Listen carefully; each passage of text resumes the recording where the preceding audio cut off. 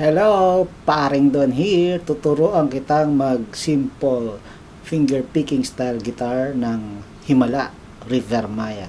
Ang video ito ay isang POV guitar tutorial. Ano yun paring Don? Anong POV yung pinagsasasabi mo dyan? Ayan, POV. Yung point of view mo, ganyan. Yung baligtad paring Don? Oo. Diba pag tumingin ka, dito ka mag-uumpisa ng pagtingin, ito ang magiging baba. Diba? Ito ang magiging taas. Itong first string. Pag tumingin ka sa gitara mo, tumungo ka. So, yun. Yun ang POV mo. At umpisahan na natin, huwag ka na magtanong ulit. Okay. Promise, madali lang ito pagka ganito ang style ng pagtuturo. So, syempre, una-una natin gagawin yung intro yun. Boom! Ito. Diba? Yun muna.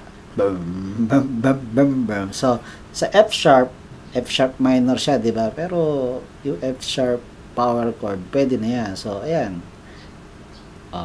6th string, 2nd fret, and then 5th string, 4th. Okay? Huwag na natin sabihin yung fret.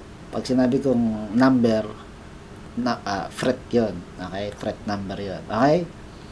6th string to 5th string, 4. Okay? So, mangyayari, boom, bop, bop, bop, bop. Nagets mo? Tingnan mo yung daliri ko. Boom, bop, bop, bop, bop. And then, lilipat lang yung same shape. Lilipat lang sa katabi. Magiging G. So, ganun din ang gagawin.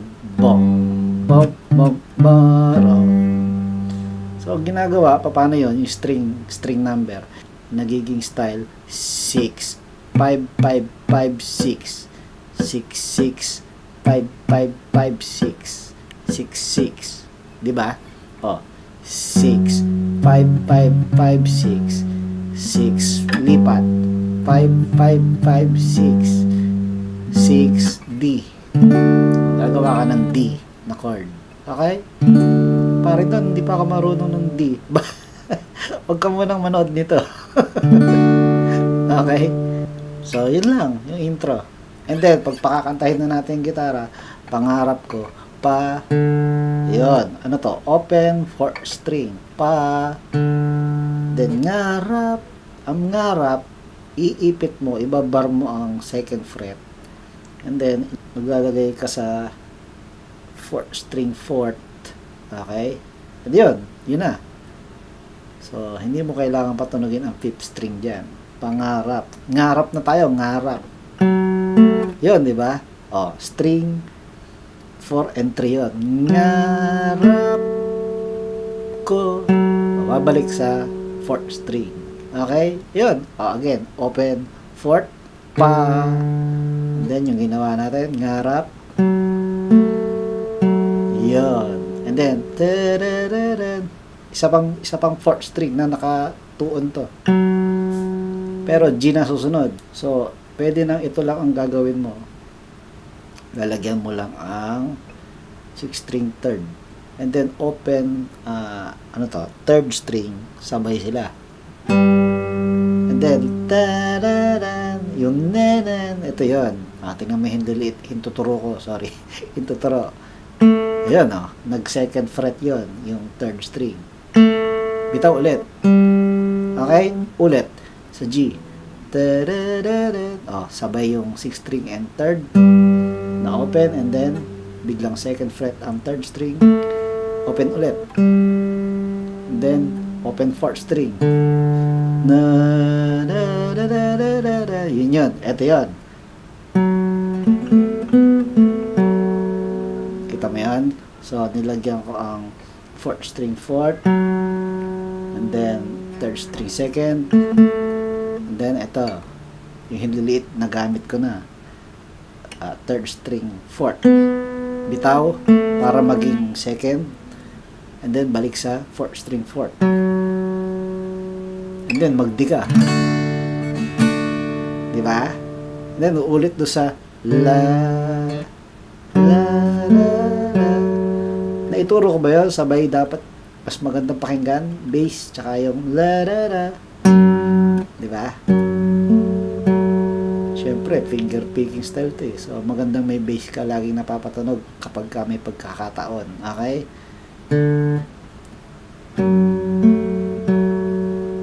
And then, ano ulit? G. Ito, yung mga mata. Yun. So, pagkaganto mo, open 4th string, ta, o, D. Ito yung ta, o, 3rd string, 2nd yun. O, strum, or plucking mo, freestyle. O, pwedeng ano, D sus 2, di ba? Bahala ka na sa style mo. Ito, D na na, o, F sharp tayo, pero iba na. Dito tayo. So, ang pwedeng gawin, o, lagyan mo ang 6th string 2nd, and then ito, 3rd string 2nd. Di ba? La la la. And then, ano yun? Dito yun, sa 1st string yun, 2nd. O, bitaw. And then, ayan o, nilagyan ko ang 2nd string 2nd. Nawala na ito kasi masikip. So, isang patak lang yun. And then, mag-GG ka, patutulogin mo pa rin yung, ano na yun, 2nd string 2nd.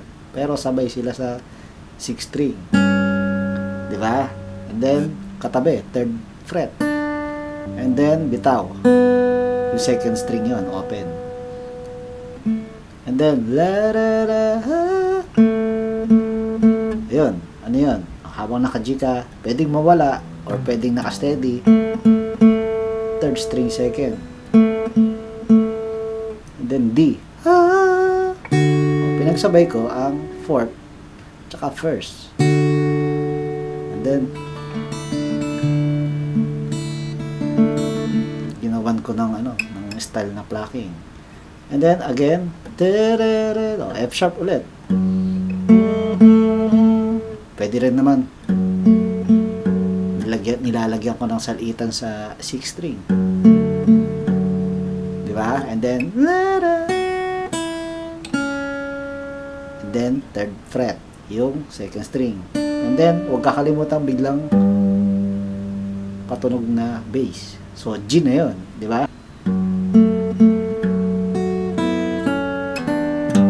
Diba?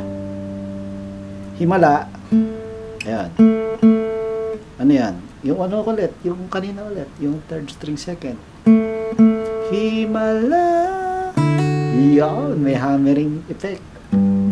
Himala.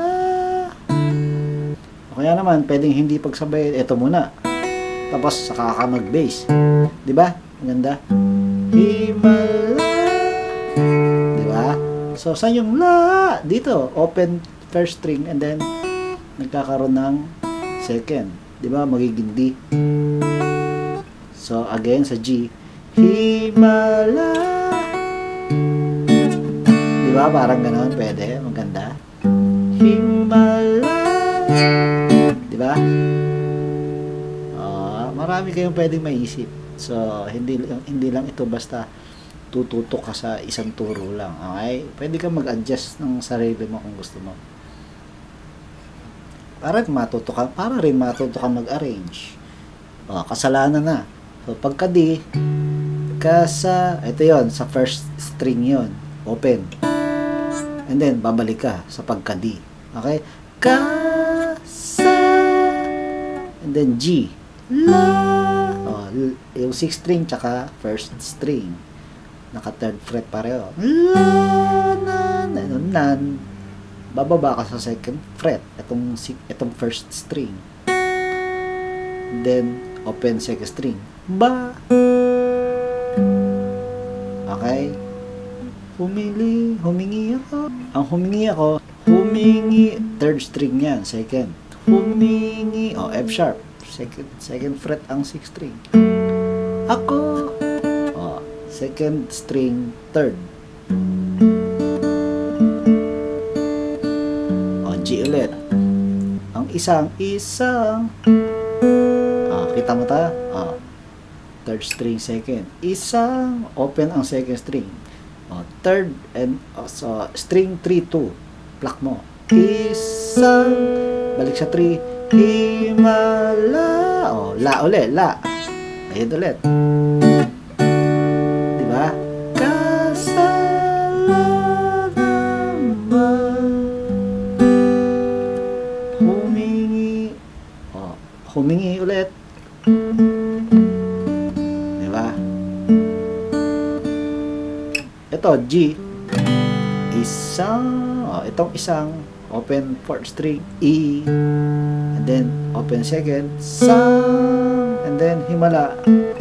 Saan yun? Third string, second, open, himala, and then D. Bahala ka na kung ano gusto mo. Plucking or strum.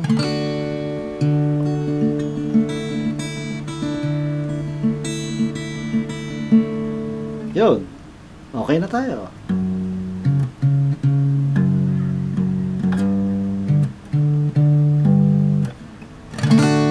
Diba? I-demo natin ng mabagal. Okay? So, dito na tayo sa kanta. Pangarap. Pangarap ko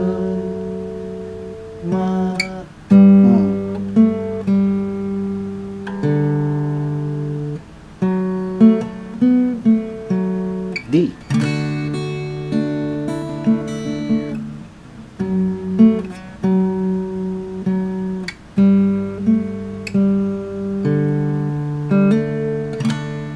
Diba?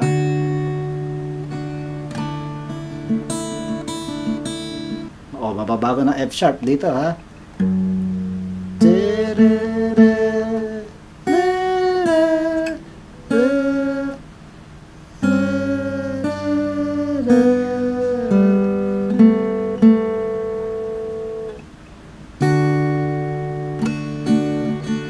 Diba?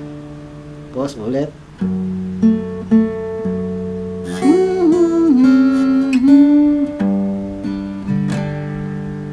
Himala. Ito. Tapos ganito. Okay.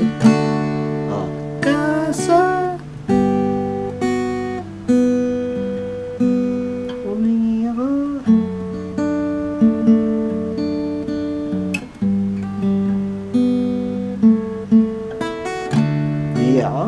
Sumabit pa. Sumabit yung aking balat. Kasalanan.